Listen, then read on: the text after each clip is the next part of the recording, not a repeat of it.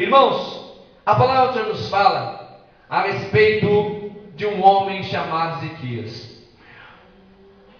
Um homem que tornou-se destacável na palavra de Deus pela maneira como ele procedeu.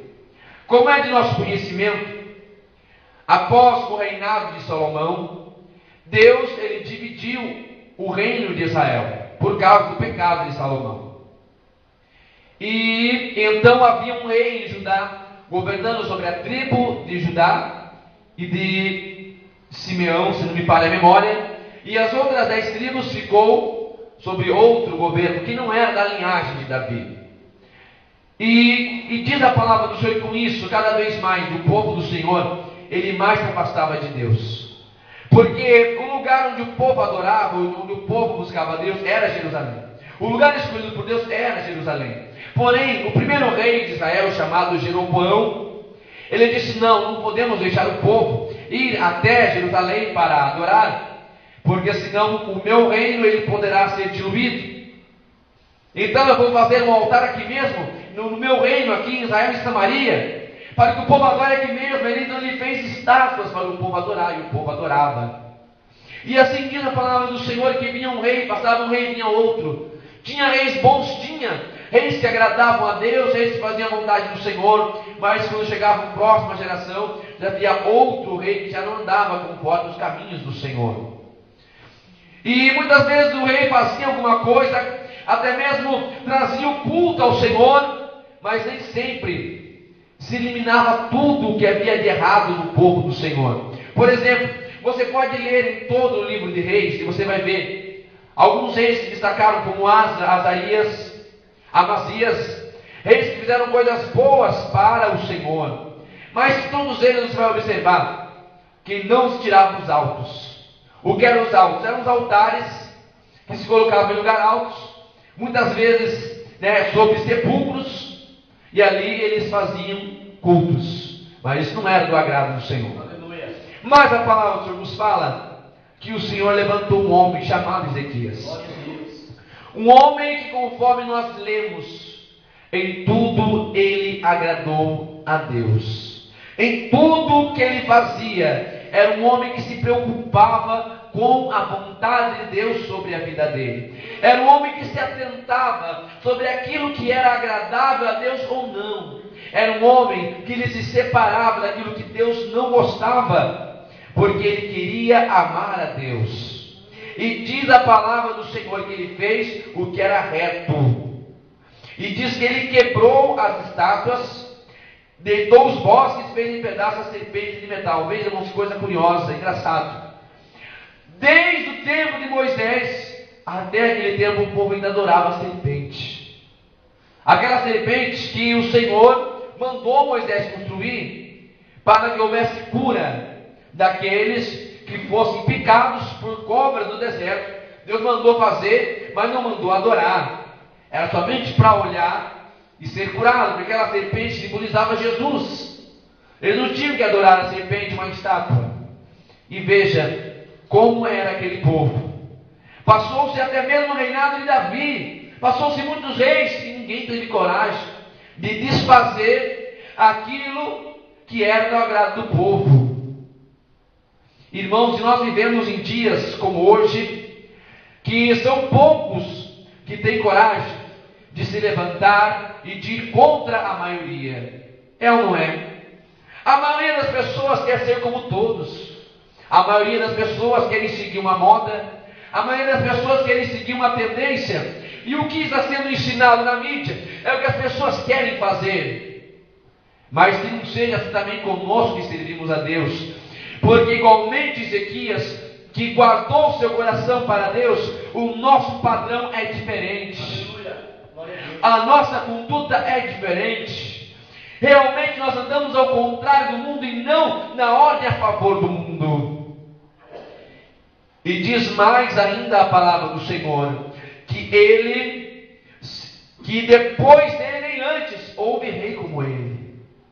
Irmãos, aqueles que fazem a vontade de Deus, ele é lembrado. Aleluia. Aquele que faz a vontade de Deus, ele é destacado. Todos percebem, todos notam a diferença na vida de um homem, na vida de uma mulher que se preocupa em estar conforme a vontade do Senhor. E diz mais, o porquê que Ezequias foi bem-aventurado? Porque chegou-se ao Senhor e não se apartou após do Senhor. Ele guardou os mandamentos que o Senhor tinha dado a Moisés. Irmão, não basta nós conhecermos a palavra de Deus, porque conhecer a palavra até o inimigo conhece. Não basta, irmãos, dizer, não, mas eu estou na igreja todo dia, irmão, eu escuto a palavra de Deus, eu gosto de ouvir os louvores, gosto até de orar. Mas, irmãos, se nós não guardar a palavra, não teremos resultado algum.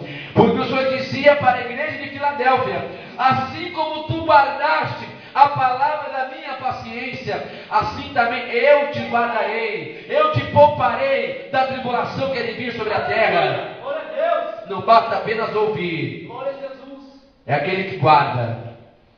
Como na parábola dos dois homens que construíram a sua casa, um na rocha e outro na areia. O que ouviu a palavra, guardou e praticou, construiu na rocha, nada o derrubou. Mas aquele que apenas ouviu, e entrou por um ouvido e saiu pelo outro, este fez a sua casa na areia muito fraca, não suportou o vento e nem a tempestade, e tombou-se. Ezequias guardou a palavra do Senhor. Continuando. E quando Ezequias ele guardou a palavra de Deus, o versículo 7 nos traz uma palavra muito linda, que eu gostaria que todos nós hoje tomássemos posse. E assim foi o Senhor com ele, para onde quer que saía, e se conduzia com prudência.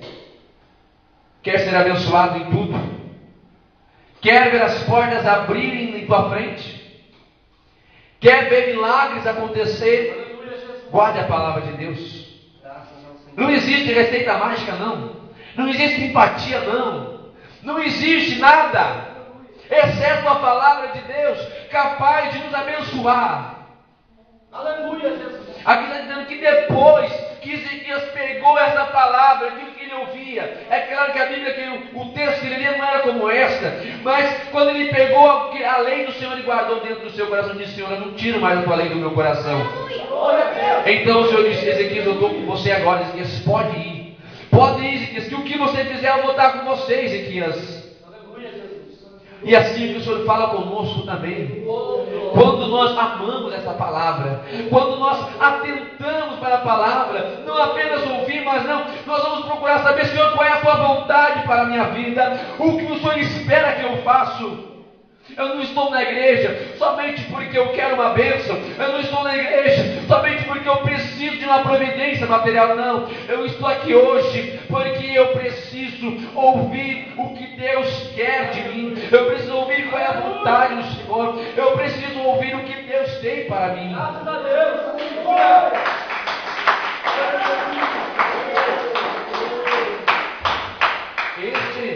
Este é o segredo que havia na vida de Ezequias e que também funciona nos dias de hoje. Mas sabe o que aconteceu? Ezequias, por um momento, teve o seu coração longe da presença do Senhor. Ezequias, ele parou de guardar a palavra do Senhor. Agora eu pergunto: será que um servo do Senhor, uma serva do Senhor, porque guarda a palavra do Senhor, porque ama o Senhor, ele nunca vai errar? Uma pessoa que anda na presença do Senhor nunca falha, nunca peca? É claro que sim, todos nós temos falhas. Eu estou aqui hoje pregando a palavra do Senhor, mas eu também tenho as minhas falhas, eu não sou perfeito. E eu sei que você também não é perfeito. Ezequias, por um momento da sua vida, ele fracassou.